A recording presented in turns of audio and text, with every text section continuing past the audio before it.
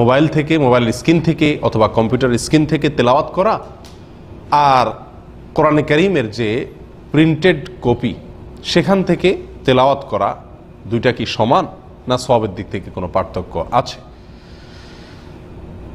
মূলত কোরআনে কারীম হলো লৌহে মাহফুজের ভিতরে যে কোরআনে কারীম আছে সেটি হলো কোরআনে কারীমের মূল কপি, এবং সেই কোরআনটাই দুনিয়াতে আল্লাহ সুবহানাহু ওয়া তাআলা জিবরাইল আলাইহিস সালামের মাধ্যমে আমাদের নবী সাল্লাল্লাহু আলাইহি ওয়াসাল্লামের কাছে পাঠিয়েছেন, প্রেরণ করেছেন, নাজিল করেছেন। সেটা বিভিন্ন রূপে আমরা পেয়ে থাকি। সেই কোরআনটা কখনো চামড়ার উপরে লিখিত পাই, কখনো আমরা কাগজে লিখিত পাই, কখনো আমরা পাথরে লিখিত পাই, কখনো আমরা অন্য কিছুতে লিখিত পাই। যেই অবস্থায় পাই না কেন সেটা কোরআনে কারীমের মর্যাদাই রাখে।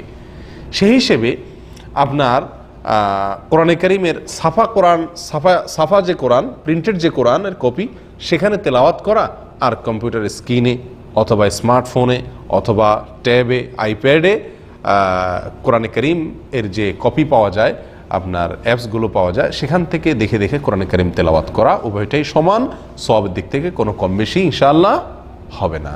নবী সাল্লাল্লাহু আলাইহি সাল্লাম আমাদেরকে কোরআনে কারীম তেলাওয়াতের বিষয়ে সুনির্দিষ্টভাবে কোনো ফরম্যাটে তেলাওয়াত করতে হবে এরকম কোনো বিষয় সরাসরি বা ইঙ্গিতে কোনোভাবেই বলে যান নাই। এজন্য আমরা এই কথা বলার অধিকার নাই বা সুযোগ নাই যে সাফা কোরআনের কপি শুধুমাত্র দেখে দেখলে সওয়াব হবে অথবা বেশি হবে। অন্য কোনো জায়গাতে, মোবাইলে হোক, অন্য কোনো জায়গাতে কোরআনে কারীম দেখে দেখে তেলাওয়াত করলে অন্য কোনো ফরম্যাটে, তাহলে সেরকম সওয়াব হবে না বা সওয়াব হবে না, এরকম কোনো কথা বলার সুযোগ নাই। কারণ কোরআনে কারীম তেলাওয়াতের যে নির্দেশনা আমাদেরকে দেওয়া হয়েছে সেটা সাধারণভাবে দেওয়া হয়েছে, যে কোনো অবস্থাতেই হোক। সুনানে তিরমিজির একটি হাদিস এক্ষেত্রে বর্ণিত আছে, নবী সাল্লাল্লাহু আলাইহি ওয়াসাল্লাম বর্ণনা করেছেন, যেটি আব্দুল্লাহ ইবনে মাসউদ রাদিয়াল্লাহু তাআলা আনহু থেকে বর্ণিত, মান ক্বারাআ হারফান মিন কিতাবিল্লাহ ফালাহু বিহি হাসানা ওয়াল হাসানাতু বিআশরি আমসালিহা লা আকুলু আলিফ লাম মিম হারফুন ওয়ালাকিন আলিফুন হারফুন ওয়া লামুন হারফুন ওয়া মিমুন হারফ। নবী সাল্লাল্লাহু আলাইহি ওয়াসাল্লামের বিখ্যাত একটি হাদিস আমরা অনেকেই জেনে থাকার কথা।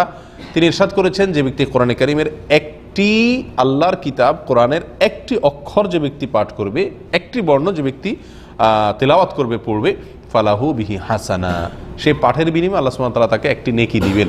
ওয়াল হাসানাতু বিআশরি আমসালিহা, আর একটি নেকিকে আল্লাহ সুবহানাহু ওয়া তাআলা 10 গুণ বাড়িয়ে দিবেন।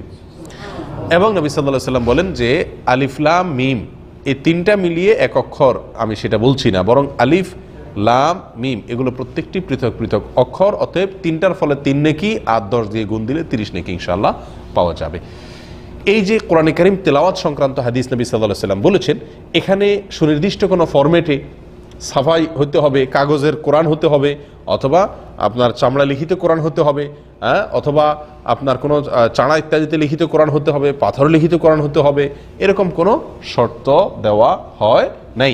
বিধায় যেই কোনো জায়গা থেকে আমরা কোরআনে কারীম দেখে পড়ব, সেটার সওয়াব ইনশাআল্লাহ সমান পাওয়া যাবে।